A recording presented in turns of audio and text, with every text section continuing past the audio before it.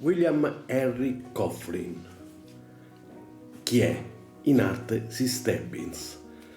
Nacque il 4 maggio del 67 a Claremont e si esibiva come acrobata e clown nei circhi. All'epoca usava ancora il nome d'arte Vino. Successivamente poi è diventato Cy Stebbins nel 92. Chi è? È il creatore del Cy Stebbins Stack, quello che andremo ad analizzare sia in questo video che nei futuri video dedicati. La differenza che lui usava uno stack di 4 in 4, ai quali noi non siamo abituati. Noi comunemente usiamo uno stack delle carte di 3 in 3.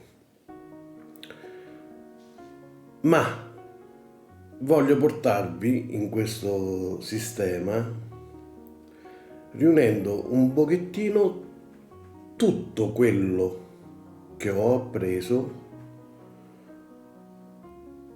dai vari amici con i quali ho passato parte della mia vita magica.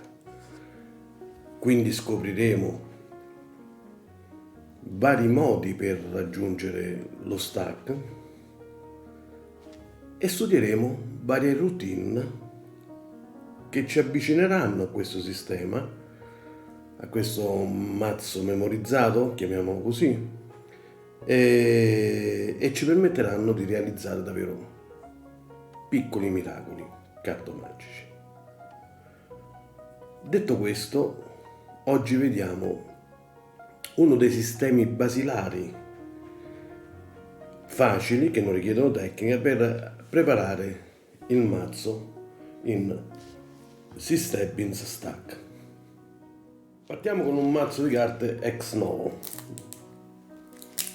anzi nuovissimo, intonso come direbbe un amico.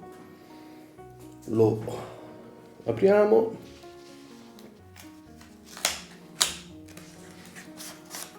Togliamo le carte pubblicitarie che non ci servono, togliamo i 2 jolly e ora l'ordine che noi troveremo è il seguente: dall'asso al K di cuori, dall'asso al K di fiori, dal K all'asso di quadri, dal K all'asso di picche. Uno dei tanti sistemi che ci sono per raggiungere il Cy Stebbins Stack è questo che vi mostro adesso, che io ho preso nel lungo periodo che ho trascorso insieme all'amico Israel Rodriguez. È il seguente: apriamo fino al 10, portiamo Jack QK senza invertirli nell'ordine sopra e richiudiamo. Quindi la prima fase è stata questa: prendere il K, la donna e Jack di picche e portarlo in cima all'asso di picche. Ripetendo questa prima fase semplicissima, apriamo a nastro le carte, arriviamo al 10 di picche, quindi Jack Q K di picche sopra l'asso e richiudiamo. Ora dobbiamo eseguire una formuletta matematica che è 7, 6, 4, 9, ossia prendiamo il mazzo e con un overhand shuffle portiamo via 7 carte, invertendole nell'ordine: 2, 3, 4, 5, 6, 7 e lasciamo sotto al mazzo. Poi abbiamo detto 7, 6, 4, 9, quindi 6 carte, 1, 2, 3, 4, 5, 6, lasciamo sotto.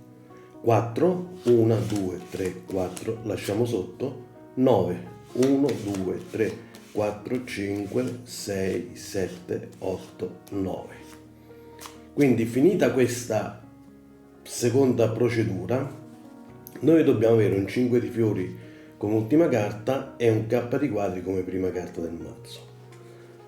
Ora distribuiamo queste carte per 13, per 4 volte, ossia molto semplicemente metteremo 1, 2, 3, 4, 5, 6, 7, 8, 9, 10, 11, 12, 13 e lo ripetiamo una seconda volta. Cercherò di accelerare. Una terza volta.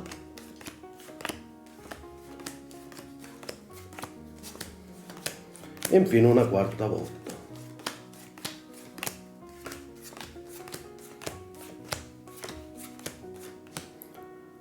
Finita questa distribuzione, raccogliamo dal primo mazzetto al 13° mazzetto, l'1 sul 2, sul 3, sul 4 e sul 5 e via dicendo, sul 6, sul 7, sull'8, sul 9 e sul 10, quindi sull'11, sul 12 e sul 13. E fatta questa operazione noi abbiamo il nostro mazzo in 6 step in stack. Come vedete abbiamo 4, 7, 10 K di quadri, ossia di 3 in 3, nell'ordine fiori, cuori, picche, quadri, che in spagnolo sarebbe nell'ordine tricopedia, tréboles, corazón, picas e diamante. Quindi detto questo, vi ricordo la formuletta matematica 7649 e vi suggerisco di riguardarvi il video per una maggiore sicurezza. Come dicevo, questo è uno dei tantissimi sistemi per raggiungere il 6 step in stack. Spero che comunque sia stato di vostro interesse e vedremo nel futuro di questo canale di darvi più materiale possibile e di mettervelo a disposizione, professionalmente parlando, per poter apprendere in alcuni dettagli che magari non sono manco scritti nei libri questo bellissimo sistema. Ciao a tutti, alla prossima!